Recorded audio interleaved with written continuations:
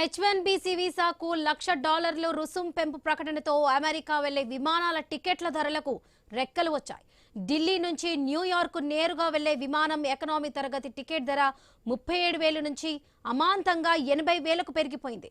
ఇంత ధర పెట్టి టికెట్ తీసుకొని నాన్ స్టాప్ విమానంలో వెళ్లినా గడువులోగా అమెరికా చేరుకోగలమా అనే సందేహం పలువురిని వెంటాడింది. H1BC వీసా ఉన్నవారే కాదు, F1 OPT H4 వీసాలున్న వారు స్వదేశానికి వస్తే తిరిగి వెళ్లేలోపు ఎలాంటి నిబంధనలు వస్తాయోనని భయపడుతున్నారు. ఇక వృత్తి నిపుణులకు జారీ చేసే H1BC వీసాలకు రుసుములు పెంపు నిర్ణయంతో పాటు దాని అమలును తక్షణమే చేపట్టనున్నట్లుగా అమెరికా అధ్యక్షుడు ట్రంప్ ప్రకటించడం తీవ్ర గందరగోళ పరిస్థితుల్ని సృష్టించింది. దసరా దీపావళి పండుగల కోసం అమెరికా నుంచి భారత్లోని స్వస్థలాలకు బయలుదేరిన వాళ్ళు, శుభకార్యాలకు హాజరయ్యేందుకు వచ్చిన వారు తమ ప్రణాళికలను చివరి నిమిషంలో రద్దు చేసుకోవాల్సి వచ్చింది. ఇప్పటికే భారత్ చేరుకున్న వారు అత్యవసరంగా తిరిగి వెళ్లాల్సిన పరిస్థితి ఏర్పడింది. దీంతో అమెరికా వెళ్లే విమానాల టికెట్ల ధరలు అమాంతం పెరిగిపోయాయి.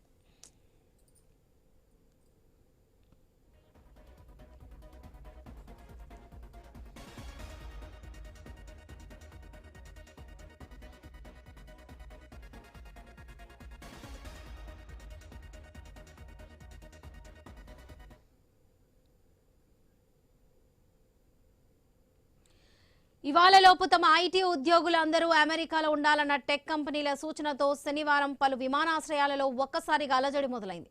ప్రయాణ మార్గ మధ్యలో సమాచారం అందడంతో కొందరు తమ ప్రయాణాలను వెంటనే మార్చుకోవాల్సి వచ్చింది.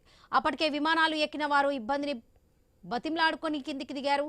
ఈ కారణంతోనే శాన్ ఫ్రాన్సిస్కో అంతర్జాతీయ విమానాశ్రయంలో ఎమిరేట్స్ విమానం 3 గంటల ఆలస్యమైంది. ట్రంప్ నిర్ణయం వార్త తెలియగానే దుబాయ్ ట్రాన్సిట్ విమానాశ్రయంలో 10 నిమిషాల వ్యవధిలోనే 20 మంది వరకు భారత్ వెళ్లే ప్రయాణికులు విమానం దిగిపోయారు. అక్కడి నుంచే మళ్లీ అమెరికాకు తిరుగు ప్రయాణమయ్యారు. అప్పటికే భారత్కు చేరుకున్న వారు తిరుగు ప్రయాణం కోసం పరుగులు తీశారు.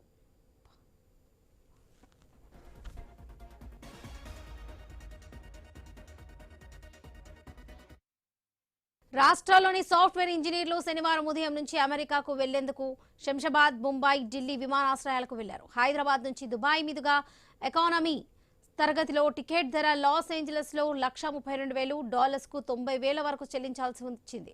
ఎలాగైనా గడువులోగా అమెరికా చేరుకోవాలనే ఉద్దేశంతో అధిక ధర చెల్లించేందుకు సాఫ్ట్వేర్ ఇంజనీర్లు సిద్ధమయ్యారు.